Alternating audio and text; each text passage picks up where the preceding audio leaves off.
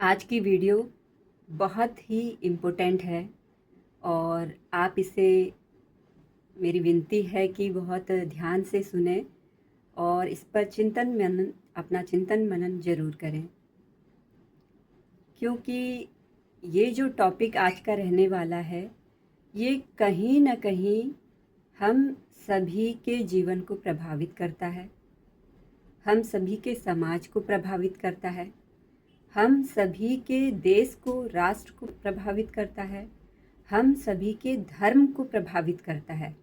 धर्म मतलब सनातन धर्म, विश्व में एक नियम चलने वाला, इस अखिल ब्रह्मांड में जो नियम चल रहा है वो सनातन धर्म, उसे प्रभावित करने वाला। अब आपके मन में ये विचार चल रहे होंगे कि आखिर ऐसा कौन सा सब्जेक्ट है जिस पर आज ये बात होने वाली है। देखिए, मैं कर्मा बिलीवर हूँ। कर्मों पर मुझे बहुत ज़्यादा विश्वास है, क्योंकि इंसान अपने जीवन में भूत भविष्य वर्तमान में जो भी कर्म करता है उसी के अनुसार अपने भाग्य का निर्माण करता है। अब यदि हमारे भाग्य में आज दुख आ रहे हैं तो कहीं न कहीं इसका भी कनेक्शन हमारे कर्मों से है, या आज के कर्मा, या अतीत के कर्मा, या पिछले जन्मों के कर्मा, या हमारे ही सगे संबंधियों या पूर्वजों से संबंधित कर्मा। जो भी है, ये कर्मों की डायरी को एक बार साइड में रखते हैं। मैं बात कर रही हूँ इसी कर्मों के बीजों की। हम हमारे तन से, मन से, वाणी से जो भी कर्म फल के बीज बोते हैं, इसको एक समय लगता है धीरे धीरे करके पल्लवित होने में, बढ़ने में, फलने फूलने में, और जिस प्रकार के आपके बीज होते हैं उसी प्रकार के वो फल देता है। अब आजकल ये जो बहुत ज़्यादा चल रहा है प्रलय, हर जगह आप देख रहे हैं कि एरोप्लेन में ब्लास्ट हो रहा है, हर जगह आप देख रहे हैं कि बाढ़ आ रही है, आंधी तूफान आ रहे हैं, जनजीवन अस्त व्यस्त हो रहा है और हाहाकार मच गया है। इस तरीके की जो स्थिति पूरे संसार में हो रही है, देश विदेशों में हो रही है, और अधिकतर ये भी देखने को मिलता है कि जो हमारे आस्था के जगह हैं, स्थल हैं, हमारी धर्म, हमारी संस्कृति के जो जगह स्थल हैं, उन पर ये सारी विपदाएं अधिक और विकराल प्रचंड रूप में देखने को मिलती हैं, जिससे बहुत अधिक जनहानि, मालहानि और भी कई प्रकार की प्राकृतिक आपदाओं से कई प्रकार की हानियां होती हैं। कई प्रकार के निर्दोष जो प्राणी होते हैं, जीव जंतु होते हैं, वो मारे जाते हैं। तो सॉरी तो ये जो प्रलय आ रहा है इस संसार में, आखिर इसका कारण क्या है? आपने कभी सोचा है? हम मनुष्य आजकल की मॉडर्न ज़िंदगी को तो अपना रहे हैं। हम ये तो सोचते हैं कि समाज बदल रहा है, आधुनिकता की चीज़ें बदल रही हैं, टेक्नोलॉजी बदल रही है, लेकिन सबसे मेन चीज़ क्या है? हम हैं तो इंसान ही, हम तो नहीं बदल रहे। हमारे विचार बदल रहे हैं, हमारी कार्यशैली बदल रही है, हमारी जीवन शैली बदल रही है। लेकिन क्या है, हम जो इंसान हैं, हमें जो एक शुद्ध सात्विक धर्म उस ईश्वर ने दिया है, सनातन धर्म दिया है, जो नियम उसने बनाए हैं, उस नियम पर हम नहीं चल रहे। वो देखिए, सनातन बोला किसको जाता है? सदैव रहने वाला, शाश्वत रहने वाला, जो हमेशा रहता है, जिसे कोई बदल नहीं सकता, जिसे कोई हटा नहीं सकता, मिटा नहीं सकता, उसे सनातन बोलते हैं, सनातन धर्म। अब आप क्या चांद तारों को उनकी जगह से हटा सकते हो? सूर्य को बोल सकते हो कि तुम ना उगो? चंद्रमा को बोल सकते हो कि तुम रात की जगह दिन में आ जाओ? क्या पृथ्वी को बोल सकते हो कि तुम अपनी जगह से हिल के दूसरी जगह स्थित हो जाओ? क्या ऐसी कोई भी चीज़ जो इस सनातन नियम से चल रही है, आप उसे बदलने की सामर्थ्य रखते हैं? ऐसा कुछ नहीं कर सकते ना। आप केवल सामर्थ्य उतनी रख सकते हैं जितना कि आप अपने भाग्य को बदल सके, और ये सामर्थ्य सिर्फ मनुष्य को ही दी है ईश्वर ने, और किसी जीव जंतुओं को नहीं दी है। यहाँ तक देवी देवताओं को भी नहीं दी है, राक्षसों को भी नहीं दी है। यदि उन्हें भी अपना भाग्य बदलना है तो मनुष्य की योनि में उन्हें जन्म लेना पड़ेगा, अपने तप, अपने बल, अपने कर्मों के जरिए, अपने शुद्ध कर्मों के जरिए, सनातन धर्म पर अपने जीवन को चलाते हुए, जीते हुए, जब वो उस मुकाम पर पहुंचेंगे तब जाके वो अपने भाग्य को बदल सकते हैं। अभी मेन चीज़ क्या है, आजकल जो हमारी मॉडर्न स्थिति बन रही है, लोग ये कहते हैं कि जो हम दान पुण्य वगैरह करते हैं, मंदिरों में जो दूध चढ़ाते हैं, जो फल वगैरह मिठाई वगैरह चढ़ाते हैं या किसी भी प्रकार का कोई कपड़ा चढ़ाते हैं, तो इससे बढ़िया तो किसी जो बेरोजगार है, जो भूखे लोग हैं, जो प्रताड़ित लोग हैं, जो दीनहीन लोग हैं, इन लोगों को दान पुण्य कर दिया जाए। मंदिरों में दूध का अभिषेक करने के बजाय किसी गरीब को पिला दिया जाए। इस प्रकार की जो मेंटेलिटी रखते हैं, ये कहीं हद तक कुछ हद तक ठीक है, उनके लिए ठीक है जो आडंबर रचते हैं, जो बाहरी दिखावा करते हैं, दूध चढ़ाने का, फूल कपड़े इत्यादि चढ़ाने का, जो ऊपरी ऊपरी की पूजा करते हैं, आंतरिक पूजा उनकी नहीं होती है। केवल बाहरी आडंबर दिखाने के नाम पर वो लोग जगराता, जागरण, पूजा अर्चना, ढोंग वगैरह करते हैं। यहाँ तक कि दान पुण्य भी वो ढोंग के नाम पर ही करते हैं कि हमने आज इतना दान कर दिया, हमने ये कर दिया, हमने वो कर दिया। लेकिन एक्चुअल में क्या है, आंतरिक चेतना से कितना जुड़े हैं आप उनसे। सेम वैसे ही ये चीज़ें ढोंग और पाखंडी तब बन जाती हैं जब आप आंतरिक चेतना से नहीं जुड़कर किसी कार्य को करते हैं। लेकिन जब आप आंतरिक चेतना से, श्रद्धा भाव से, विश्वास से जुड़कर किसी कार्य को करते हैं तो उसमें वो बल आ जाता है जो आपके विश्वास पर प्रखर उतरता है, जो आपको डिगमिगाने नहीं देता, जो आपको विश्वास दिलाता है कि तूने यदि मुझ पर विश्वास किया है तो ये विश्वास तेरा निरर्थक नहीं जाएगा, पर तुम्हारा विश्वास ही डगमगा जाता है।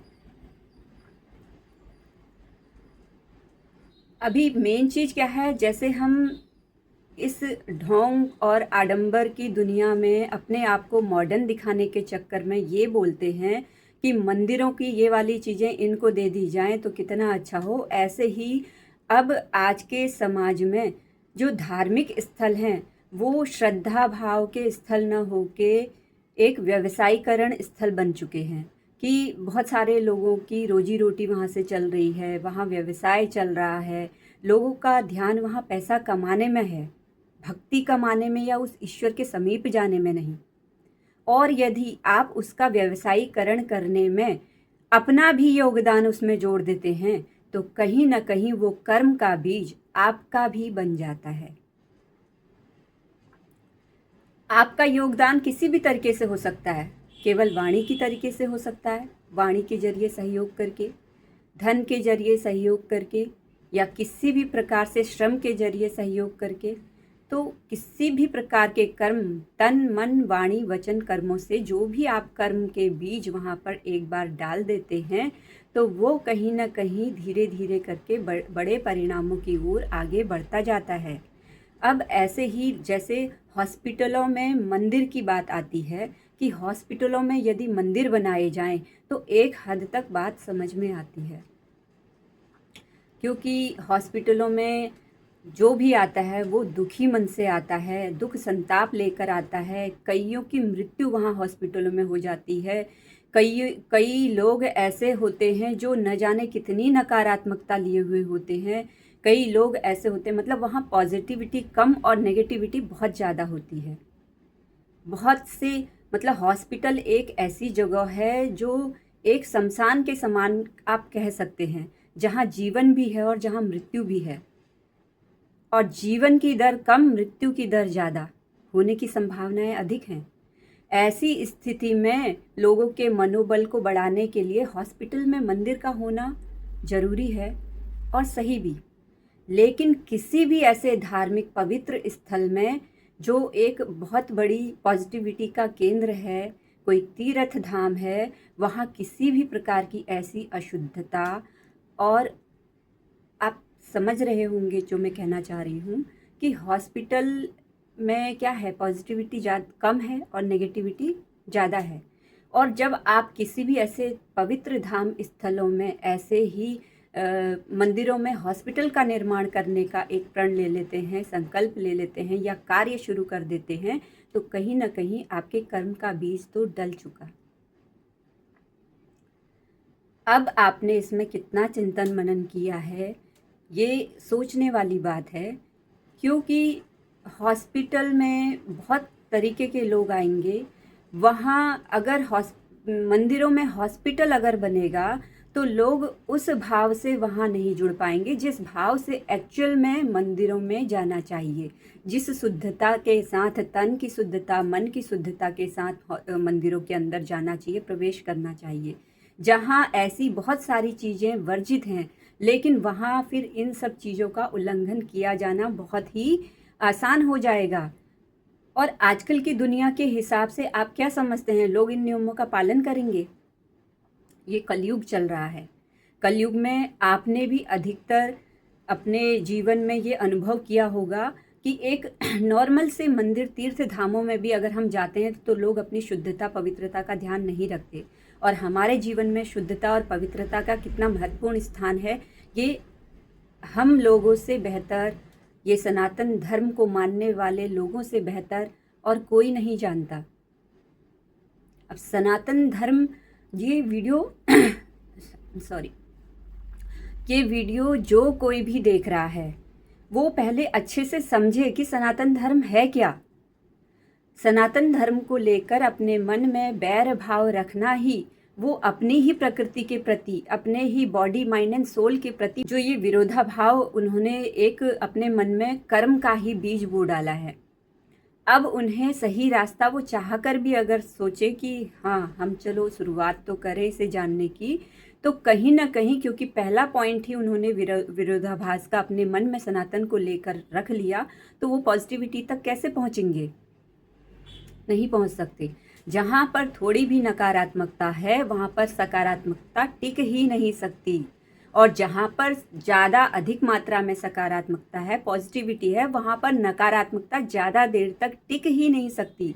कुछ देर के लिए ज़रूर आ सकती है, क्योंकि ये हमारे ही कुछ कर्मों के बंधन होते हैं जो हमें झेलने ही होते हैं। लेकिन अगर हम जागरूक हैं अपनी श्रद्धा के प्रति, अपने विश्वास के प्रति, अपने ईश्वर के प्रति, अपने सनातन धर्म के नियमों के प्रति, तो क्या होता है, हमें ये नकारात्मकता ज़्यादा देर तक विचलित नहीं कर सकती। और जो कर्म के बीज हम डालते हैं, आप ये देखना, अगर आपका कर्म का बीज सही होगा तो आपके वो रास्ते बिना किसी विघ्न के धीरे धीरे बनते चले जाएंगे। और इस तरीके से बनते चले जाएंगे कि आपकी हर एक प्रार्थना इतनी जल्दी सुनी जाएगी कि आप भी सोचेंगे कि ये तो मैजिक हो गया, जादू हो गया। ये जादू कैसे हो गया? ये कोई जादू नहीं है, ये आपकी श्रद्धा, आपका विश्वास और आपके वो मापदंड, वो चिंतन मनन, जिसको सोचने समझने के बाद में आपने कोई निर्णय लिया, कोई फैसला लिया, पूरे विश्वास के साथ फैसला लिया, तो वो उसका परिणाम होता है ये सब। और बगैर सोचे समझे, बगैर चिंतन मनन किए जब हम कोई भी अगर संकल्प लेते हैं, कोई भी कार्य को करने की शुरुआत कर देते हैं, बगैर उसके परिणामों को सोचे हुए कि ये भविष्य में आकर कैसे परिणाम देंगे, तो निश्चित ही उसकी जो शुरुआत तो हो चुकी है, तो उसका जो जीवन में प्रभाव पड़ता है वो प्रतिकूल पड़ता है, विपरीत पड़ता है। हम जो सोचते हैं उस सोच के बिल्कुल उलट होता है, वो चीज़ नहीं होती जैसा हमने सोचा होता है कि ऐसा हो जाएगा। कहीं ना कहीं हमें इस पर विचार करने की आवश्यकता है। मंदिर, स्थल, गुरुकुल, पाठशाला के लिए जो ज्ञान का सागर होते हैं, पाठशाला, गुरुकुलों को भी क्या कहा जाता है? एक मंदिर ही कहा जाता है। क्यों? क्योंकि वहाँ से ज्ञान की गंगा का प्रवाह होता है, भीतरी ज्ञान की गंगा का प्रवाह। मैं बाहरी ज्ञान की गंगा का प्रवाह नहीं कह रही हूँ, भीतरी ज्ञान की गंगा का प्रवाह, जो हर मनुष्य को जीवन जीने के लिए चाहिए ही चाहिए, जिससे उसका कल्याण होगा ही होगा। तो मंदिरों में यदि कोई पाठशाला, कोई गुरुकुल, इस तरीके के स्थल खोले जाएं तो वो आपके लिए बहुत लाभकारी रहेंगे, बजाय कि मंदिरों में हॉस्पिटल बनाए जाएं। अब ये बहुत सारे लोग ऐसे हैं हमारे जो समाज में हैं, बहुत धनवान हैं, बहुत पैसे हैं उनके पास में, तो ये उन लोगों से मेरी रिक्वेस्ट है। ये इंट्यूशन मेरी अपनी नहीं है, मेरी अपनी समझ नहीं है, मैं तो सिर्फ माध्यम बन रही हूँ। जो इंट्यूशन आ रही है वो मेरी आंतरिक है, मेरी माता हैं जो मुझे ये इंट्यूशन दे रही हैं, और मेरे ज़रिए ये मैसेज आप तक पहुंच रहा है। और ये आपके हृदय में कितना बैठता है, ये बात कितनी आपको सही लगती है, कितनी गलत लगती है, इस पर चिंतन मनन करना ये आपका अपना कर्म है। मेरा मकसद सिर्फ़ एक चेतना को जगाना था, सिर्फ़ एक बात को, एक विशेष बात को, इसे कोई छोटी-मोटी बात आप ना समझें, किस एक विशेष बात है ये, जो आजकल के जो हम धर्म स्थल जैसे केदारनाथ, बद्रीनाथ, अमरनाथ, ऐसे बहुत सारी जो तीर्थ स्थल हैं, यहाँ पर भी जो प्रलय आ रहा है, अगर एक नॉर्मली वहाँ की जनता से आप पूछोगे कि भई ये प्रलय क्यों आ रहा है? आपके हिसाब से मतलब क्या रीज़न हो सकता है?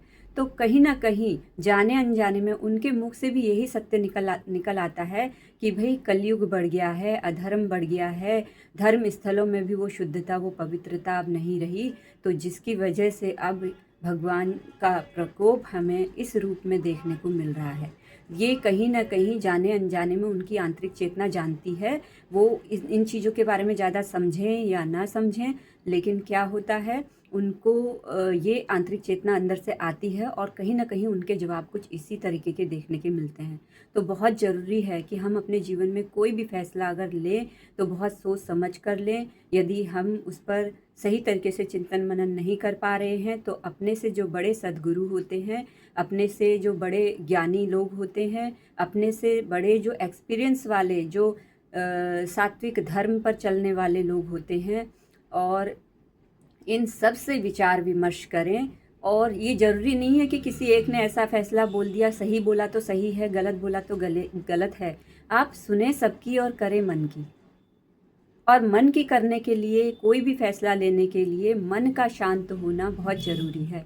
हमारे तन और मन की जो स्थिति है वो शांत होनी चाहिए, तभी हमारी आत्मा कोई हमें आंतरिक चेतना, हमारी आंतरिक जो इंट्यूशन होती है, वो आपको जवाब दे सकती है। तभी आप कोई इंट्यूशन को अच्छे से सुन सकते हैं, समझ सकते हैं और उसका कोई निर्णय ले सकते हैं। तो अगर मेरी ये बातें आप लोग को सही लगती हैं, आप लोग इस बात से सहमत हैं, तो आप लोग इस वीडियो को शेयर भी कर सकते हैं ताकि जन जागृति बढ़े। और जो लोग भी इस तरीके के कुछ विचार, कुछ ऐसे फैसले लेने वाले हैं, वो एक बार अपने सनातन धर्म संस्कृति को ध्यान में रखते हुए कोई भी फैसला लें, तो इन चीज़ों पर ध्यान ज़रूर दें और तब जाके अपने फैसलों को, अपने मतलब जो भी निर्णय लिए हैं उनको कार्यान्वित करें, तो ज़्यादा बेहतर रहेगा। और हमारे समाज में सांस्कृतिक जो हमारे धर्म हैं, जो हमारी परंपराएं हैं, वो बची रहें और सभी में मानवता का जागरण हो, मनुष्यता का जागरण हो, सभी में सद्भाव का जागरण हो, सभी के आचरण शुद्ध हो, पवित्र हो। और जल्द से जल्द हम इस कलयुगी जो समय है, इस कलयुगी समय से निकलकर अपने सतयुग के काल में फिर से पहुंच जाएं, ऐसी मेरी प्रार्थना है। और इसके लिए प्रयास तो हम सभी को करना पड़ेगा। अपने अपने अंदर के जो ये दैत्य रूपी कुविचार हैं, इन विचारों को हमने ही निकालना है अपने अपने मन से, अपने अपने जीवन से। तो इसके लिए प्रयासरत रहें और ध्यान करें, उस ईश्वर का ध्यान करें, स्व का ध्यान करें, आत्म शांति में जाएं। जब आत्म शांति आएगी, चिंतन मनन और बढ़ेगा और आपका जो भी फैसला होगा वो बहुत सटीक होगा और सही होगा। तब तक के लिए बहुत बहुत धन्यवाद। और इसी तरीके की मेरी वीडियोस और भी आती रहेंगी। यदि आपको ये नॉलेज मतलब कि आपके लिए कारगर रही और ऐसे ही वीडियोस आप देखना चाहते हैं, तो मेरे चैनल कल्पना अधिकारी को सब्सक्राइब करके रखिए। मैं ऐसे ही वीडियो और लेकर आती रहूँगी। बेल आइकन को दबाना मत भूलना ताकि हमारे आने वाली सभी वीडियोस के नोटिफिकेशन आपको बराबर मिलते रहें। तब तक के लिए धन्यवाद। हर हर महादेव।